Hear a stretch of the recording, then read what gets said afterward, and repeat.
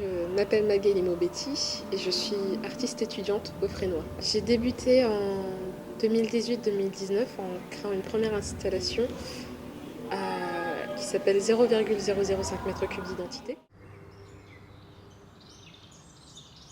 En bâtais Adam-corps, en créole guadeloupéen, ça veut dire sous la terre, dans le corps. J'ai envie de séparer l'œuvre en deux parties, donc la partie au niveau de la terre. Au niveau du sol, on a 8 tibans, ce qu'on appelle des tibans. Ce sont des petites assises qu'on retrouve dans énormément de maisons dans la Caraïbe. Ça a été l'un des rares objets qu'un esclave pouvait posséder.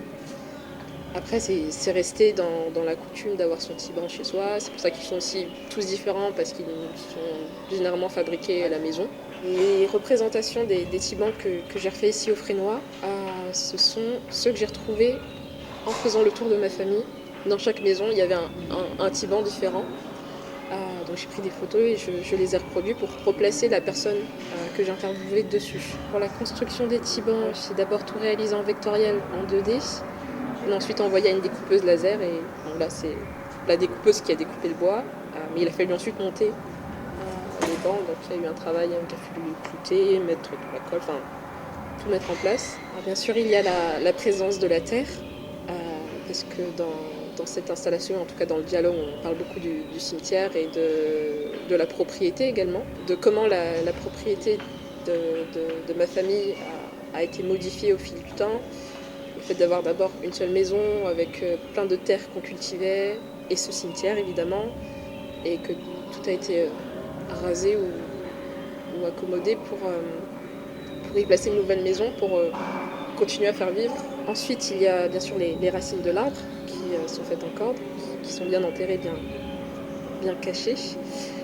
Et donc cet arbre qui est fait de cordes, donc c'est certes une référence directe à l'arbre généalogique, donc ça il n'y a pas trop de doute là-dessus. Mais cet arbre c'est aussi une référence à l'arbre de l'oubli qui aurait existé au Bénin. En tout cas, il y a un emplacement sur ce qu'on appelle la route des esclaves, qui est un parcours qu'on peut faire au Bénin depuis une place centrale jusqu'à la porte du non-retour qui se trouve sur une plage. Cet arbre aurait été, sur le chemin des esclaves,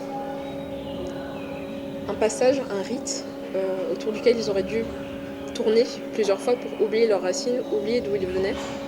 Et donc moi j'ai fait un arbre qui va à contresens. On fait aussi le tour, mais cette fois-ci pour se souvenir et pour savoir.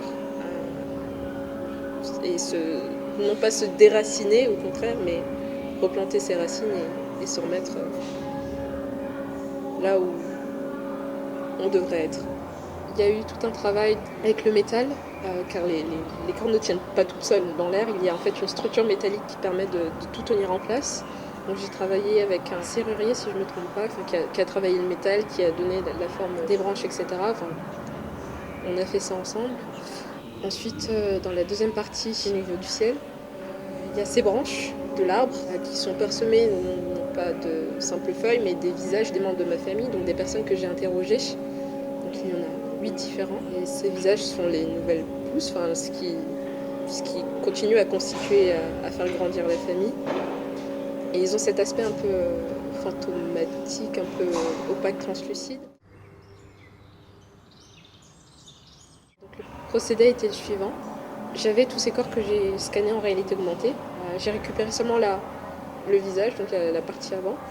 On a fait une impression 3D de chacun des visages qu'on a ensuite moulé.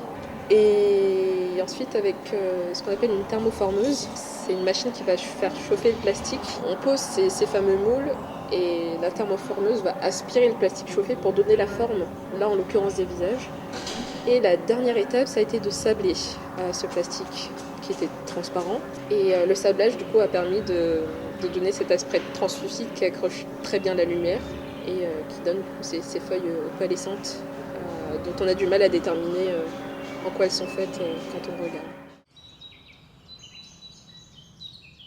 Bon, pour toute la conception déjà de l'œuvre, j'ai fait énormément de croquis 3D pour mettre en espace, situer, etc. Donc il y a toute la partie de photogrammétrie, de passer du high poly au low poly, donc de dégrader l'objet 3D pour qu'il soit moins lourd et mieux maniable pour l'application qu'on a faite. Et j'ai aussi travaillé avec une ingénieure son qui m'a aidé à traiter toutes les interviews, à créer l'ambiance qu'il y a autour de l'arbre.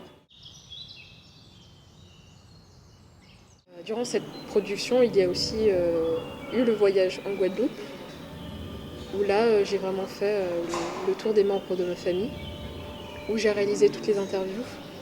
En fait, toutes les prises sont donc des ambiances qu'on peut entendre dans l'installation. Et où aussi, il y a eu cette partie enquête, quelque part, car on tourne autour de l'arbre pour pouvoir entendre l'histoire d'un ancien cimetière qui se trouvait sur les terres de ma famille. Mais toute cette partie-là, c'est quelque chose que j'ai découvert sur place et dont j'ai dû en fait faire l'enquête, tout simplement, en allant à la fois à la mairie, aux archives de la mairie, et aussi en essayant de trouver les personnes de ma famille qui pouvaient m'apporter le plus de réponses. J'ai réalisé cette installation en bâtet à Dancor, en partie pour moi, pour combler un manque que j'avais, enfin des racines que je n'avais pas, car j'ai appris l'histoire avec un grand H, notamment vis-à-vis de la traite négrière, de l'histoire de la Caraïbe. Je pense qu'avec le premier projet que j'ai réalisé avec les bouteilles, j'avais tourné la discussion vers d'autres personnes, vers d'autres familles, d'autres horizons, parce qu'en fait je ne savais pas y répondre. Je ne savais pas ce que ça voulait dire être français d'outre-mer et donc je cherchais des réponses chez d'autres personnes qui peut-être eux s'étaient déjà posé la question. Donc tous ces jeunes que j'ai interrogés m'ont apporté beaucoup de réponses, mais aussi beaucoup de questions et je n'avais pas de réponse personnelle vis-à-vis de ma propre famille. Je ne connaissais pas du tout mes ancêtres, on ne m'en avait jamais parlé. Donc j'ai cherché à savoir parce qu'il y a ce côté aussi où je sais que vu que ça a été un sujet tabou, mais non pas que pour ma famille, c'était important de libérer la parole et pas tant de montrer l'exemple, mais en tout cas de montrer, en fait, avec le dialogue, c'est possible d'en savoir plus, de comprendre un peu mieux d'où l'on vient. Donc c'est pour ça que je laisse cette porte très intime, ouverte à d'autres personnes pour que chacun puisse se poser la question de son propre héritage, de quels sont ses propres fantômes, quelque part, qu'est-ce qu'on porte comme charge dans la famille.